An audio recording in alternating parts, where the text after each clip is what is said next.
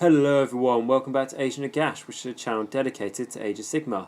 In this video we're going to look at the fourth and what seems to be the final article from the Warhammer community regarding the Death Battletome Legions of Nagash. The title of the article was called The Legion of Night and the Bloodseeker Palanquin, and it starts off with the Legion of Night are Nagash's terror troops under the command of Manfred von Carstein. These sinister warriors do more than just eliminate their foes in single combat. They break their enemies' spirits, using underhand tactics and the ageless stratagem genius of their master to outmaneuver their foes as they fall for deadly traps. Manfred has never been one for a fair fight, and the tactics of his legion reflect his dishonourable and highly effective approach to warfare. This works in two parts. Firstly, any Death Rattle units in your territory will be given a +1 to their saving throws thanks to the bait. The bait rule is add 1 to save rolls for friendly Legion of the Night Death Rattle units that are wholly within your territory. Okay, so this is the first ability. Yeah, it seems quite good. I mean, Death Rattle, particularly thinking Skeleton Warriors, standard has got a 6-up save, so now they've got a 5-up save standard, which is nice. That means if they do take -1 Ren, they'll still get a save against it. But as I've been mentioning quite a lot, I definitely think Graveguard are the way to go. So Graveguard have a 5-up save standard, and then with their Crypt Shield, if the enemy is not attacking them with any rend, then becomes a 4-up save. And then if they have this ability as well, it's a 3-up, and then if you tick all cylinders and chuck a Mystic Shield on these guys, they've got a 2-up save. And for Graveguard and how many of those guys can come back, could be really good. But this is wholly within your territory, so defending your back objectives is going to be good, but for a aggressive playstyle this won't work so well. And in most battle plans you have set troops. Some of your units are made just to defend your objectives, and some of them are made to get the enemies. But in the objectives where, the battle plans where the objectives are halfway across the board, these troops might not be as effective. I mean, there's one if I think about Battle for the Past, for example, where you have an objective in your territory and one of the enemies, and 2 in the middle. You can still control the 2 in the middle whilst being in your own territory. So this could be very good. I think we have to wait and see. It says combined with grave sites and invocation of death, this is going to make a skeleton horde sitting on your home objectives even more difficult to displace, giving your army a superb anvil. You'll be able to couple this with potent hammer units thanks to Age's cunning. So before we move on to what that ability does, this basically just confirming what I'm saying. How, to be fair, if you just want a unit to be an anvil unit, like a unit of Skeleton Warriors, then yeah, this it's a good ability and a passive ability as well, which is nice, as long as you're of course within your own territory. That's, I think, Graveguard are going to become more and more important. You can just sit them on your back objectives, but it does almost feel a little bit of a waste. So but like I said, a lot of battle plans you can capture the majority of objectives while still being in your own territory. Okay, so with that aside, let's move on to the next ability, Ageless Cunning. Instead of setting up a Legion of Night unit on the battlefield, you can place it to one side and say that it's set up in ambush. You can do this with up to 3 units. At the end of any of your movement phases, you can set up any of the units in ambush wholly within 6 inches of any battlefield edge and more than 9 inches away from any enemy models. Yeah, this is good. It's a form of deep strike, and you do have to come to the board edge, but what is nice about this is that you don't have to roll a dice to see if that unit will come on that turn. You can just do it at any of your turns. I think the reason why you don't have to roll is because you can only set up 3 units like this, which, to be honest, it's going to be plenty. So there's a limited number you can set up, but you can guarantee bring them on. So, like I say, 9 inches away from the enemy, that's standard. 6 inches away from the board edge means they are limited on their footprint. Of how far into the board they can come to take objectives. But if you want to set up quite a few fast units to just have off the battlefield for a more standard battle plan where you can use them to get behind your enemy and take their objectives, or for the perfect battle plan, I can imagine for this would be Star Strike, where you don't know the objectives are at the start of the game, so being able to, well, essentially bringing your troops on later in the battle without needing to roll to see if they come on would be really good. So yeah, I used to do something like this with Serpal Stalkers for the Tomb Kings, the basically the snakes with the big glaives, two-handed weapons, and that was very useful. It is, like I always say about Age of Sigmar, it is a game very much based around movement. It's all about being able to outmaneuver your enemy and take the objectives. Like if you have, if you're at a tournament, for example, or just a competitive game, and it doesn't matter if the enemy completely wipes out your army, as long as you still have one more victory point in them.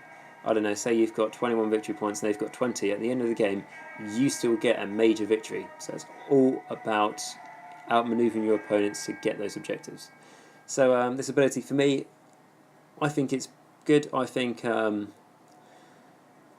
can see this being more useful than the add 1 to save rolls for Legion of the Night Death Rattle units.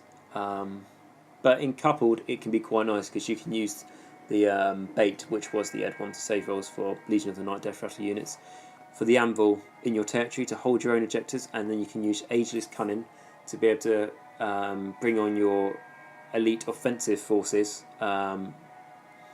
midway through the game when the enemy probably is prepared for it, because he'll probably be aware of this ability, but it will restrict his movements and what he can actually do in the game to be able to take your objectives. So they go and pair very nicely together.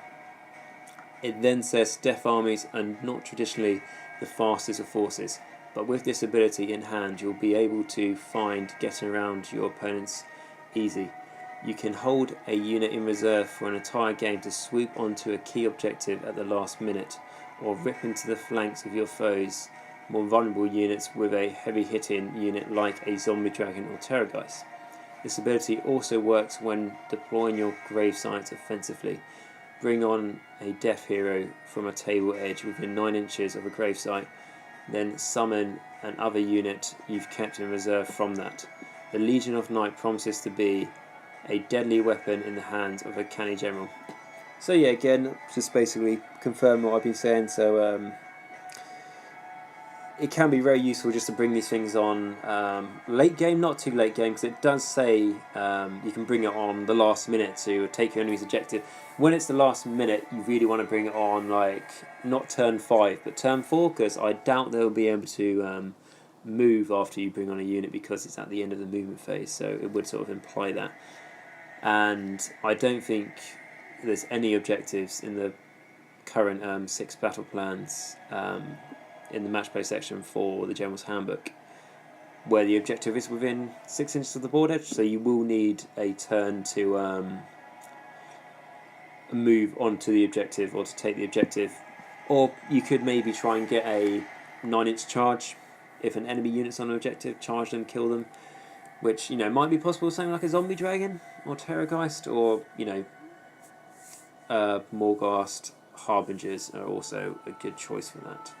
So yeah, it is a nice ability, and it will require quite a lot of tactical thinking when you're using it. It's not as just as simple as an aggressive one like Neferata's, where it's just +1 attack from Vampire Lords and Blood Knights. This is more, you know, as it says, it's more cunning.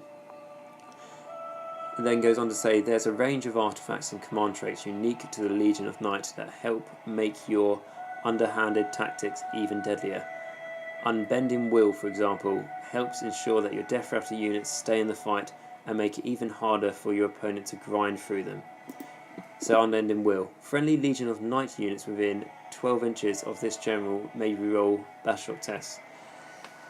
So first, this does sound a little bit boring, but being able to help out yourself in Battleshock is huge. I mean, as a Death player, you usually feel like, oh, you're fine in Battleshock, don't need to worry about it.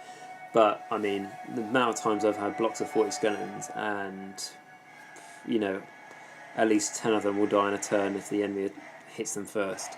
And then you can easily end up with a lot running away. Like, for example, if you had a unit of 40, 10 got killed, you would have 30 left, so that means that your bravery for that unit, if it's not modified, would be bravery 13.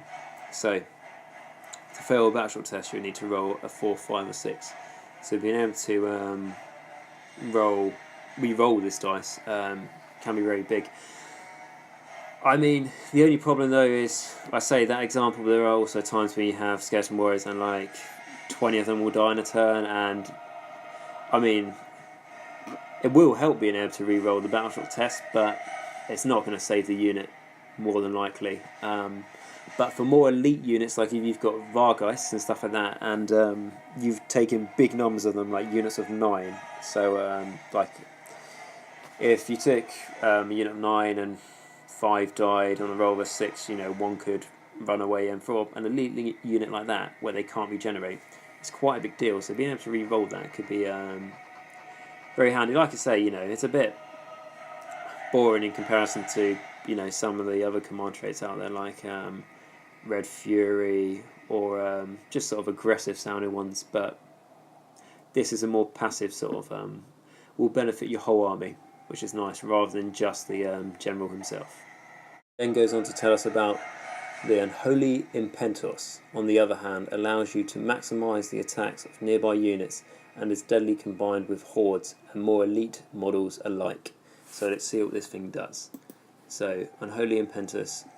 If this general slays any models in the combat phase, pick a friendly Legion of the Night unit within 3 inches of the general, add 1 to the attack characteristic of that unit's melee weapons until the end of that phase. So, yeah, this immediately sounds more interesting than the previous one for you to be able to re-roll battle tests.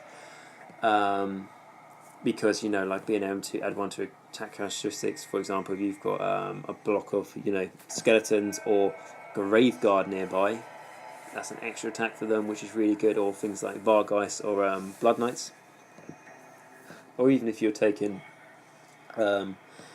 monsters, Vampire Lords and Zombie Dragons, with Manfred's in your army, making all these extra attacks, Morgoth Archive, just trying to list these, heavy hitters out there. And quite often in a death army, your general will be a sledgehammer unit, like a Vampire Lord and Zombie Dragon. So quite often, if he charges, you will be attacking with him first. So you'll trigger this ability off quite a bit. And Legion of the Night units with 3 inches will get the add 1 to attack characteristics if your general slays any enemy models. 3 inches, it's not too bad. If you sort of centralise your general and have your units around him, you should be able to make use of this ability quite a lot. Now, like I said with the last command trait, being able to re-roll Bashok tests, sounded a bit boring, but it's good for your army. This sounds more interesting, but it's still good for your army, because it's not just the general who would get a bonus in this. He wouldn't get a bonus, it's just your other units. I want to say this one's better, but I think they're both as good as each other in their own different ways. Then tells us about the artifacts available to the Legion of Night, allow you to play all manner of dirty tricks on your foes. Our favourite is the Curse Blade, a wicked weapon that wears down the champions of your enemy while invigorating your own. You may even end up killing weaker heroes without even having to attack them. So let's see what this thing does. So the Curse Blade. This Curse Blade is destined to feast upon the souls of a particular foe. After armies have been set up, but before the first battle round begins, you can pick an enemy hero. In your hero phase, as long as the enemy hero is on the battlefield, you can roll a dice. On a 4+, that enemy hero suffers 1 mortal wound, and you may heal a wound that has been allocated to the bearer. Okay, so this is one of the nicest artifacts I think I've seen so far out of the ones that will be coming out in the new book. Because just being able to pick an enemy hero, I mean, I play against a Blazer Corn army a lot, and what is a constant thing I see in the army is a Bloodseeker and the Gore Pilgrims Battalion, which essentially allows the Bloodseekers Portal of Skull, instead of have a 18-inch radius around him of all the abilities it gives. It's quite often a 36-inch range radius, so it stops me getting my spells off. It means that the enemy's always got inspiring presence essentially, as they can't fail battle shock, or they don't need to take battle shock, and it gives all his units +1 attack, which is really, really good. And being a death army, I can't shoot him, and I'm not often in a position where I can try and pop up units behind him or outflank him currently, to be able to just take out that Bloodseeker, just be able to like do a strategic strike to take him down. However, with this, I don't even need to be in range. I can just pick him, and on a 4-up in each of my hero phases. I say each of my hero phases, but I'm just reading it again. In your hero phase, as long as the enemy hero is on the battlefield, you can roll a dice, and on a 4+, the enemy hero suffers 1 mortal wound, and you may heal a wound that has been allocated to the bearer. So I presume this is in every of your hero phase. Hopefully it's not just the first turn. Okay, so if it is in every one of your hero phases, like I say, you pick the Bloodseeker, he's going to be taking a mortal wound 50% of the time every turn, and you'll be healing the bearer of his artifact. And let's say it's a general, a vampire lord and zombie dragon, you can do a lot of healing anyway. It pairs in really nicely, and it's on a 4-up as well, so it's not even too hard to do. I'm surprised. Usually I think it would be on a 5-up. That's why I think this might just be for the first battle round, and the only reason I don't think it will be for the first battle round is because that relies on you taking damage for you to be able to heal a wound that's been allocated to you already. And if that is the case, then I don't like this artifact at all, really. I think it might help you out sometimes, but generally it won't be too good, because if you're needing to heal wounds in your first battle round, it's generally going to be on a weaker hero that's quite a supportive one, like a necromancer. You're going to try and hide him behind line of blocking terrain and stuff, so you shouldn't really have to worry too much about healing him. So like I say, I hope this is in each one of your hero phases, and if it is, I think this is a really strong artifact, and I will definitely be taking this. Okay, it says goes on to tell us about another artifact called the Morb Heg's Claw. I think that's pronounced right, Morhegs. It's some sort of name character. So, on the other hand, opens up new possibilities when writing your list by providing significant bonuses to your spellcasting abilities. Right, so let's see what this does. Morheg's Claw. This blackened talon is said to belong to Morgheg, the father of Terrorgeist. So that's the name character. Very interesting. Lovely to see a model of that, but we're never going to. In your hero phase, you can declare that the bearer will carve signals in the ground with this claw. If you do so, they may not move, charge, or attack this turn, but you can add 2 to casting rolls made for friendly Legion of the Night wizards within 12 inches of the bearer. Okay, so this is not bad. Not bad at all. Adding 2 to casting rolls is always good. Usually it's just add 1 or something, and within 12 inches of the bearer, so that's not bad. Of course, it depends on how many. I was going to say how many wizards you're going to have in your army, but in most death armies, most of the heroes are wizards. I say that, but of course there are things like Nighthaunt and Death Rattle heroes that aren't. But you've got your vampire lords, you've got your Mort archers, things like Nagash and so on. And necromancers who would greatly benefit from this. And yeah, sure, you can't move, charge, or attack this turn, but if you put this on someone like a necromancer, he doesn't need to anyway. So yeah, it's a nice buff. It is good. I mean, if you do really want to go a heavy magic army, I think take Arcane's Legion of Sacrament 100% by the sounds of it. However, if Manfred is your favourite, and you do like the sound of the Legion of the Night so far, but you still want to have a very heavy magic presence, this sounds like the perfect one for you. I mean, I personally prefer the one I've just looked at before, if that was as good as I thought it was going to be. So, but this is different, and it's nice as well, particularly if you take a battalion, hopefully there's going to be battalions, if you can take a battalion in your army, you get to take 2 artifacts. So that one in this one would be really nice. You've got one that constantly, you know, that will be buffing your wizards in your army as long as they're in range. And, you know, if you're clever with your movement, you'll make sure they're in range. And then you'll have the other artifact that will be able to, you know, you pick one of the enemy's heroes that might just have 5 wounds or something, but it's a very heavy synergy presence within the enemy's army, and you'll be able to slowly kill them. So yeah, nice artifacts so far. I'm happy with both of those. Okay, it then goes on to say, if you're building a Legion of Night army, the Nightfall pack is a great place to start, consisting of a combined force of Manfred, a couple of units of Vargeist, and some units of Skeleton Warriors to anchor them. The Nightfall pack is designed to make the most of Age's cunning, by making your skeletal forces seem unending, and your Vargeist even deadlier in close combat, with swooping predators, combined with their blood-maddened feeding frenzy. You'll be able to sweep through lesser units with relative ease, while your Skeleton Warriors keep more dangerous foes occupied. So let's see what this Swooping Predator ability does. So, on any turn in which they complete a successful charge, move, add 1 to the attack characteristics of the murderous fangs and talons of this battalion's Vargeist. Okay, so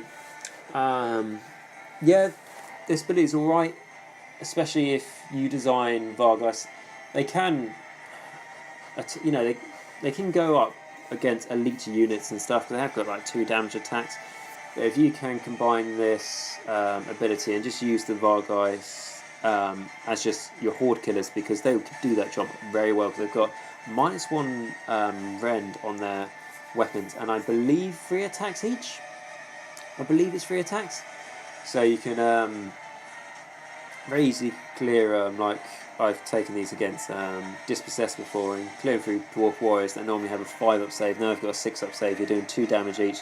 You've got a unit of 6 of these guys, and because you're killing quite a few of them, you've got more chance of getting off their special ability, which is if an attack made by one of the models in this unit kills an enemy model, roll a dice on a 6, it can make an extra attack. So that's the feeding frenzy. You know, the more blood they're tasting, the more aggressive they get, making more attacks.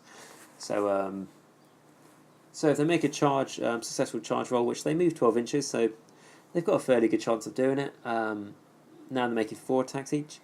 If you took the command trait, that after your general attacked friendly Legion of the Night units within 3 inches of him got to make a extra attack. If you manage to, like I say, like, you know, tick all these boxes, now they're making 5 attacks each. And if you've got a big unit, I mean, I can afford to personally have like a unit of like 12 of these guys. So they'd be fantastic horde killers, especially in the relatively new meta where you know, bigger units capture objectives. These guys will be able to clear them very quickly. So yeah, that seems like a pretty good ability. I hope there's more than just this ability in the battalion, unless it's a fairly cheap battalion. So yeah, be interesting to see the full rules of this battalion, but not just this battalion, like all battalions in general, just to really see how you can start building lists, and maybe even have a 1-drop death army would be fantastic.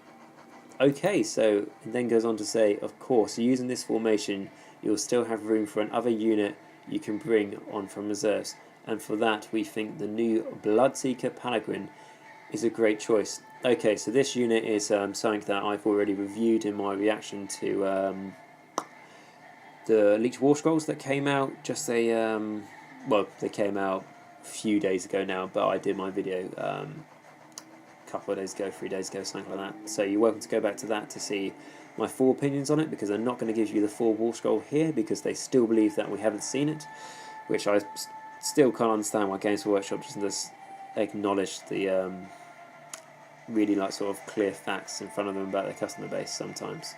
But anyway, so we'll talk about the information they do give us about it. So, the Bloodseeker Palanquin, built from the same kit as the Covenant Throne and Mortis engine, the Bloodseeker Palanquin is an unusual and deadly new Soulblight unit in Legions of Nagash, designed to bolster your other vampiric units slay enemy heroes. So I was right about saying it's going to be a kit bash between the Covenant Thrower and the Mortis engine. I think, you know, probably most of you could have presumed that just because it sounded like almost the best parts from both onto one model. I'm still interested to see how the model will look, because I've got a rough idea in my head, but I want to get it. I want to know exactly how it is before I start building anything. Unfortunately, they don't give us a picture here to see it, but the Battletome is not coming out in too long, and I'm sure they will give us a little bit more information before it comes out. Anyway, let's get back to the Bloodseeker Palanquin. So it says, manage to kill an enemy hero within 9 inches of the Bloodseeker Palanquin, and it will provide any nearby Soulblight units with additional attacks. So let's see what the rule does. A fine vintage. If an enemy hero is slain within 9 inches of this model, add 1 to attack characteristics of any melee weapons used by friendly Soulblight units within 12 inches of this model until your next hero phase. So this is a very good ability. I said how much I like the sound of it when I reviewed the full War Scroll. However, now I even see a more use out of this as the Battalion rule we just looked at. So Vargeist, if they make a successful charge roll, that turn they get to make an extra attack. So like that's 4 attacks they're making. And then if a hero is slain as well, that is a extra attack. So now they're making 5 attacks, and then paired with the artifact, I think it was called, what was it called again? Let me just get the precise name. What was it? Sorry, the command ability, which was the Unholy Impetus. If you do that as well, now the Vargeist on that turn that they charge are making 6 attacks each, which do 2 damage each and have a -1 rend. So and have chance of generating more attacks, especially more effective when they go against horde units. And that could make Vargeist really good. You know, you've doubled their attacks, and it might sound like all this is hard to get off, but let's just start with the Vargeist trying to make a successful charge roll. Like I say, they move 12 inches, so they've got a good chance of making the charge roll. And then if your general kills a enemy model and they're within 3 inches of the Vargeist, they'll make an extra attack. And then the last bit is if an enemy hero is slain within 9 inches of the Bloodseeker Palanquin, add 1 to attack characteristics of any melee weapons used by friendly Soulblight units within 12 inches of this model until your next hero phase.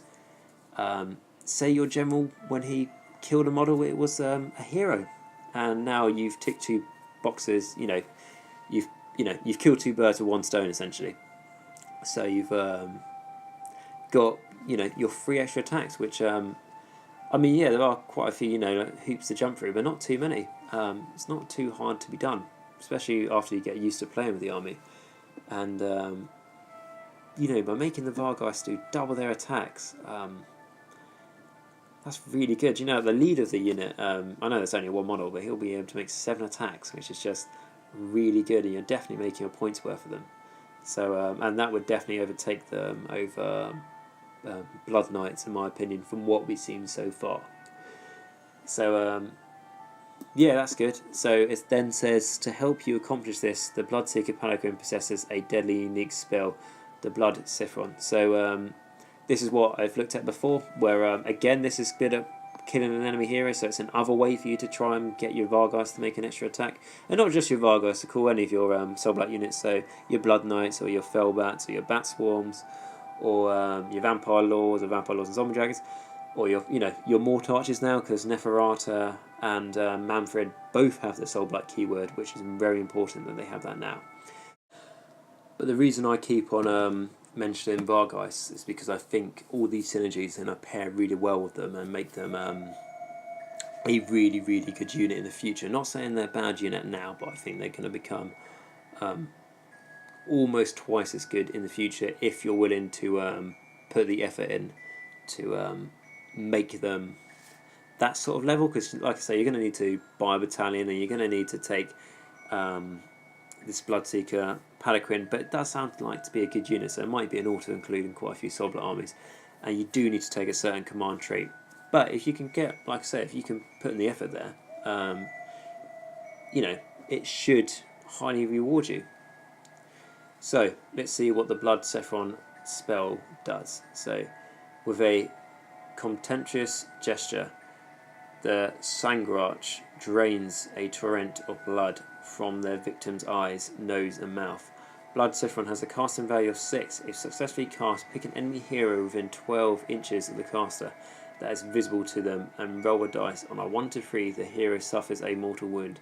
On a 4 to 5, the hero suffers D3 mortal wounds. On a 6, the hero suffers D6 mortal wounds. Okay, so this ability, on average, it's going to do just as much damage as Arcane Bolt, or less, as it's, got quite a bit of chance just to do 1 mortal wound, and it's a higher casting value. However, you do have the chance of doing D6 mortal wounds, which means that you could just kill a enemy hero outright then and there, and setting off the ability to allow your Soulblight units within 9 inches of it to make an extra attack. How, like I say, casting value of 6, it is higher than Arcane Bolt, but it's not that much higher. I mean, the range is less, only being 12 inches, but like I say, being able to potentially just wipe out an enemy hero and triggering off its ability is very good. And casting value 6, if you take that artifact to allow your wizards, if they're in range of the bearer of this artifact, to get +2 to casting, that's pretty good. You're casting this on a 4, which you've got to be pretty unlucky to fail that. So yeah, it's a good ability, and also you can only cast Arcane Bolt once anyway, so it's an extra way to do more range damage, which Death desperately needs at the moment to be able to snipe out the enemy heroes that provide so much synergy to the enemy's army. So it then goes to say, we think the Bloodseeker Palanquin is ideal companion to some Vargeist Blood Knights or any Soulblight units you prefer, opening up new options for those players that fancy fielding an entire army of vampires. Indeed, if you're already using a Soulblight army, you'll be able to continue to do so with the Soulblight Allegiance abilities presented in the book.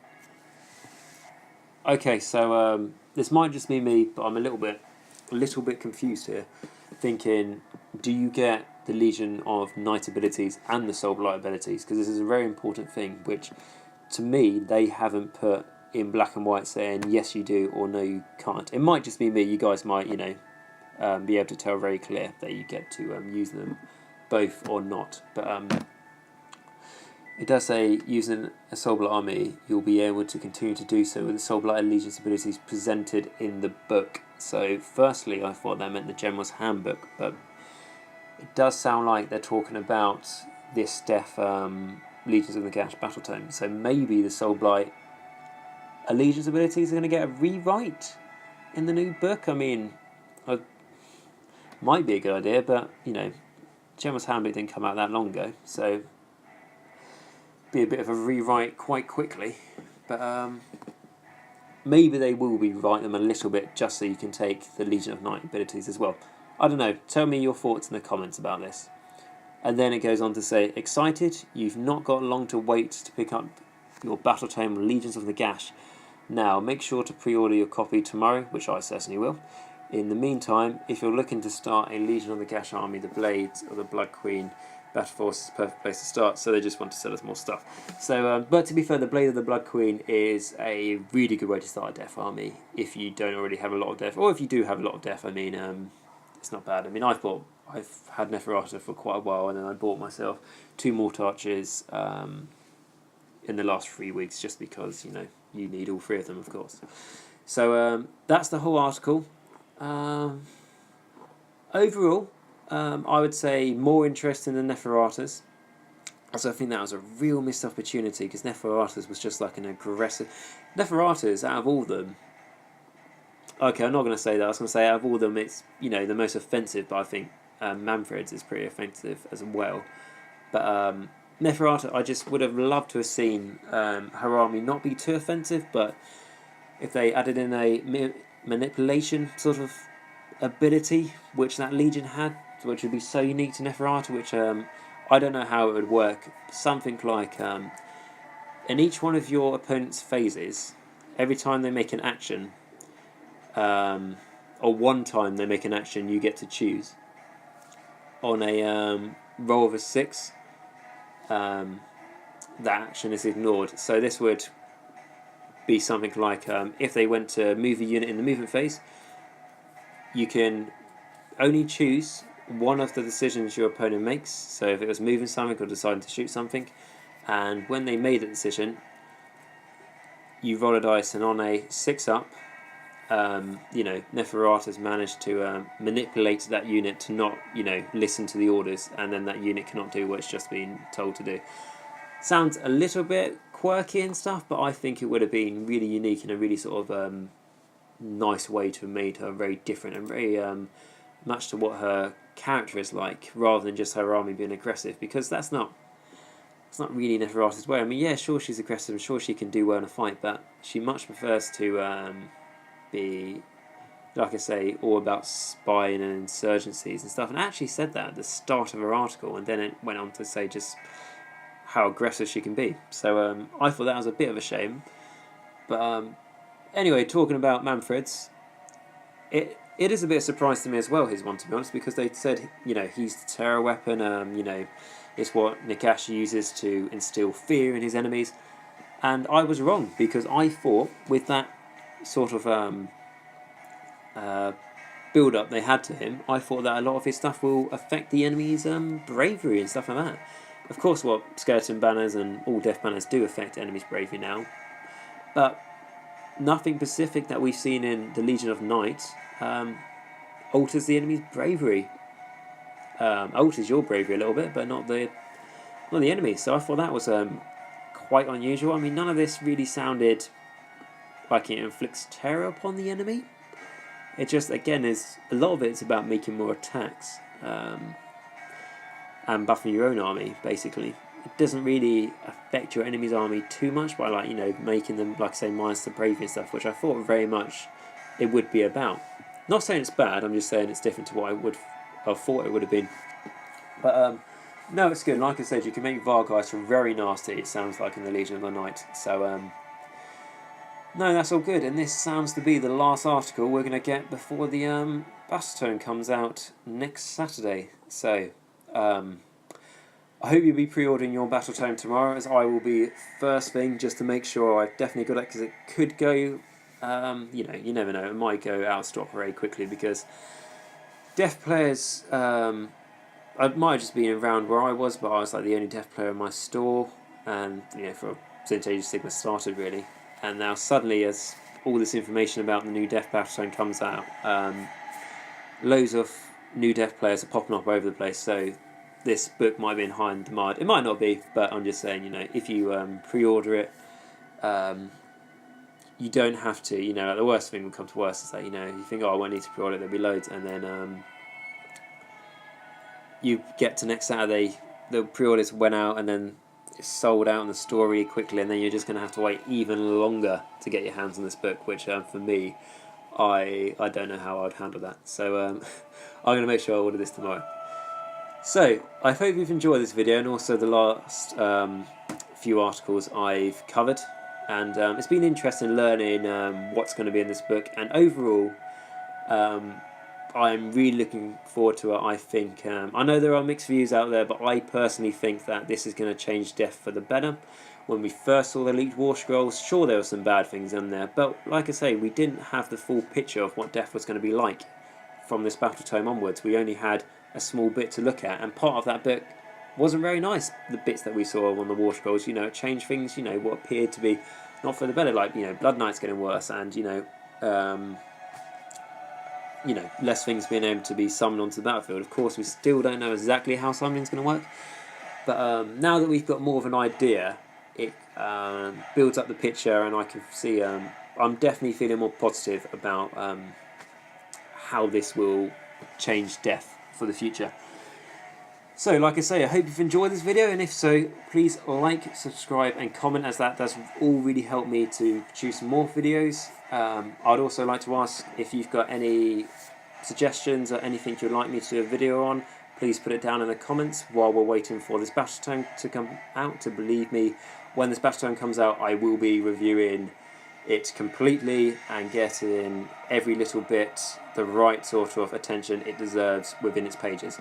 So, like I say, until then, if you want to give me some ideas of what you want to see content of, you know, I'm happy to do lore videos or tactic videos about certain gameplay mechanics, or like even a few bits about armies, because Flesh-Eater Court might not be affected too much in this Battletome, because I've heard rumours that their war scrolls won't be on the Battletome. I don't know that completely, but I've heard rumours. So if that's the case, Flesh-Eater Courts might not really change, so there might be a safe one to do a video on. So like I say, thank you very much for watching. If you've got any suggestions for videos, let me know, and I'll be happy to help you with that. And until next time, Nagash is all, and all is one in Nagash.